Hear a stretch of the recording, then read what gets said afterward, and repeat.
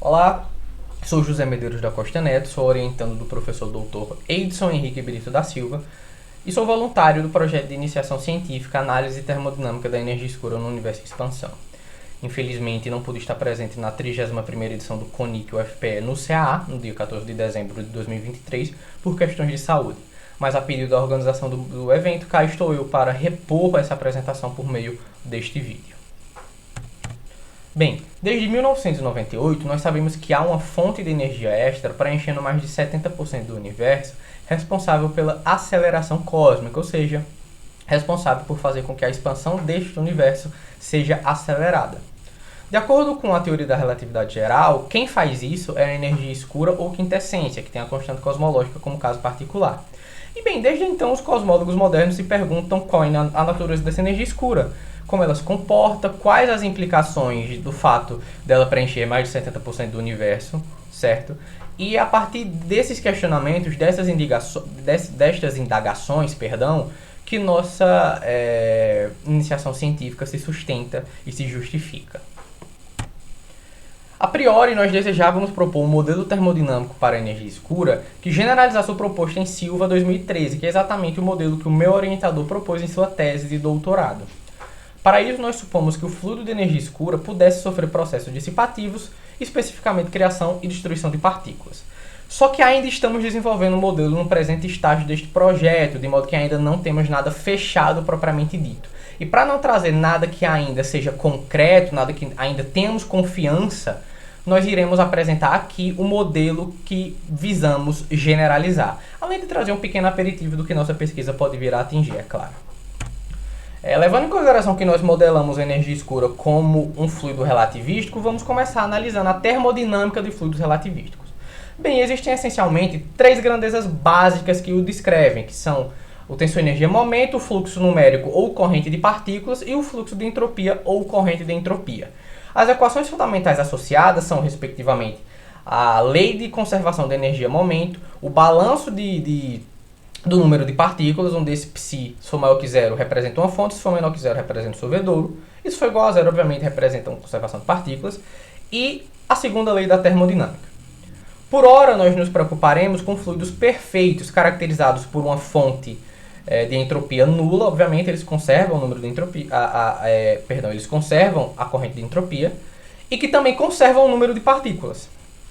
Para tais fluidos, o tensor energia-momento é dado pela equação 4, onde ρ é a densidade de energia, P é a pressão, U, μ é a componente μ da quadrivelocidade e G, μ, é a componente μ da métrica.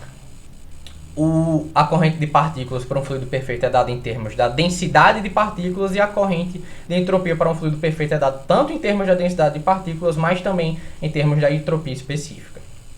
Quando a gente aplica a equação 4 na equação 1 projetada na direção da quadrivelocidade e quando a gente aplica a expressão para a corrente de partículas na equação de conservação de partículas, a gente chega nestas duas equações, que são as equações básicas que descrevem a evolução de um fluido relativístico perfeito, onde esse θ é exatamente a taxa com a qual o fluido evolui, taxa com a qual o fluido expande, sendo mais preciso. Além disso, a lei de evolução da temperatura para este tipo de fluido, para a gente finalizar a descrição termodinâmica dele, é dada pela equação 8, que ele é obtido a partir da lei de Gibbs. Dito isso, nós já estamos aptos a analisar o primeiro e mais primitivo modelo de energia escura proposto, que foi feito em 2004 por Lima e Alcanice. Neste modelo, os autores consideraram a energia escura como um fluido relativístico perfeito, por isso os analisamos a priori, com potencial químico nulo e cuja equação de estado, P igual a ômega ρ, que é a equação de estado canônica na cosmologia, tem parâmetro constante. Dito isso, e o fato do parâmetro ser constante é muito importante, quando a gente joga essa equação de estado na lei de evolução da temperatura, a gente chega na equação 9, que diz que a temperatura elevada a 1 sobre o parâmetro da equação de estado é inversamente proporcional ao volume. E isso tem uma implicação muito interessante, porque da equação da aceleração dos modelos cosmológicos mais básicos, quando a gente está analisando o modelo cosmológico padrão e determine as equações que descrevem a dinâmica do cosmos, tem a equação de Friedmann e a equação da aceleração. Da equação da aceleração, a gente sabe que, por definição, o parâmetro da equação de estado da energia escura tem que ser negativo, tem que ser menor do que zero. E devido a isso, a equação 9 implica que durante a expansão cósmica adiabática, a energia escura, ao invés de esfriar, como todo fluido, ela esquenta, certo? É como se, e aqui do lado eu trago uma esquematização, num processo de expansão, quem estivesse fazendo o pistão subir não fosse a energia escura. Quem estivesse realizando trabalho para o pistão subir fosse um agente externo e não a energia escura. É como se ela aumentasse a energia, mas sofresse um trabalho. Além disso, das equações 6 e 7, nós chegamos na lei de Stefan-Boltzmann generalizada, né? Rho de t igual a eta T1 mais ômega sobre ômega, onde eta é uma constante que depende do ômega. Uma exigência básica desta lei, levando em consideração que a densidade de energia é positiva por definição, é que as temperaturas trabalhadas sejam sempre positivas. Tendo isso em mente e usando a relação de Euler para obter a entropia do fluido de energia escura, nós temos essa expressão daqui, a equação 10. E a partir dela, nós conseguimos impor o primeiro e único vínculo deste modelo. De fato, quando a gente considera a positividade da entropia, a gente mostra que o valor mínimo para o ômega neste modelo é menos 1, que é exatamente o valor do parâmetro da equação de estado da constante cosmológica. É um bom sinal recuperar o valor do parâmetro da equação de estado da constante cosmológica, mas esse modelo é primitivo e ele não é tão completo porque o regime Fenton da energia escura, que é quando os valores de ômega assumem valores menores do que menos 1, ele não é permitido aqui, certo? Claro, ele é permitido aqui desde que você quebra a positividade da entropia, só que nós não queremos isso, certo? No modelo que o meu orientador propôs em sua tese de doutorado, a energia escura ela pode entrar no regime Fenton sem quebrar a positividade da entropia. Não só isso, mas todo o modelo que acabamos de ver torna-se um caso particular quando consideramos que esse parâmetro da equação de estado ele é uma função do fator de escala e quando permitimos ao potencial químico da energia escura ser não nulo. Aqui nós usaremos, né, nesse modelo, a parametrização geral, né, que considera o ômega como uma função do fator de escala desta forma. Ômega de A igual a ômega zero, que é a parte constante, mais ômega A, que é a parte variável, vezes f de A, que é uma função que engloba todas as parametrizações relevantes da literatura, né? E eu cito a linear, a logarítmica, a CPL e assim por diante. Quando a gente substitui isso na lei de evolução da densidade de energia para um fluido perfeito, a gente vê que o fluido não é mais tão perfeito assim. Porque no lado esquerdo da equação 12, na parte variável desta expressão, a gente vê que ela mimetiza uma pressão viscosa volumar. Ou seja, temos agora processos dissipativos ocorrendo na energia escura. Consequentemente, temos entropia sendo gerada. Certo? Temos uma fonte de entropia não nula.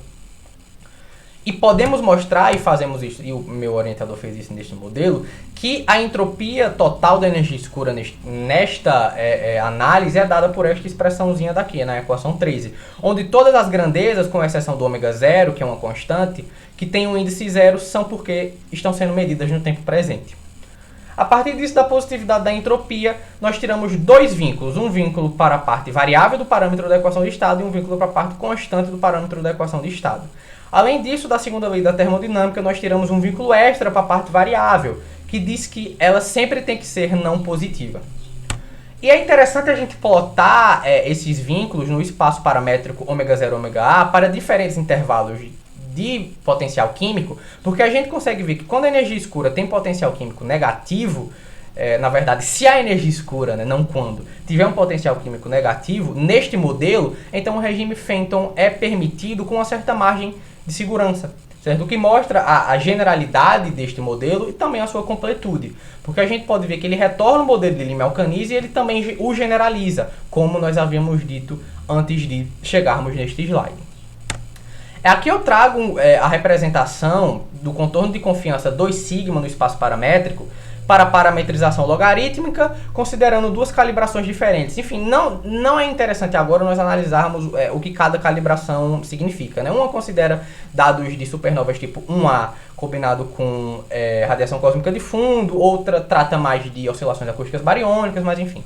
Isso não vem ao caso. O que vem ao caso é que conforme nós vamos restringindo cada vez mais os vínculos, o espaço permitido para os valores do parâmetro da equação de estado ele vai se tornando cada vez menor, o que é uma coisa excelente, porque assim nós conseguimos restringir cada vez mais os valores permitidos e nós conseguimos chegar cada vez mais em intervalos menores, certo? E consequentemente conseguimos precisar melhor nossas medidas. E tudo isso dito, o que podemos esperar do nosso modelo de energia escura, né? Do modelo que eu, junto do meu orientador, estou propondo nesta iniciação científica? Bem, uma coisa é clara. Como a gente viu, quando a gente considera novos processos dissipativos, novos vínculos são impostos. Então, como a gente está considerando a criação ou destruição de partícula além da pressão viscosa volumar, obviamente novos vínculos termodinâmicos vão ser impostos. Além disso, a gente também espera obter uma lei de evolução de temperatura diferente da obtida tanto no modelo de Lime-Alcanice quanto no modelo de Silva. E por que é interessante obter uma lei de evolução da temperatura? Porque, como a energia escura compreende mais de 70% do universo, saber o futuro térmico da energia escura é conhecer o futuro térmico do nosso universo. Então, se justifica um projeto que nem esse, porque a gente pretende, né, dar contribuições inéditas e que sejam relevantes para a ciência, especificamente para a cosmologia e para a cosmologia da energia escura. Quero agradecer à Fundação de Amparo à Ciência e Tecnologia do Estado de Pernambuco pela bolsa concedida a mim durante a segunda metade deste projeto de iniciação científica. E é isso. Muito obrigado.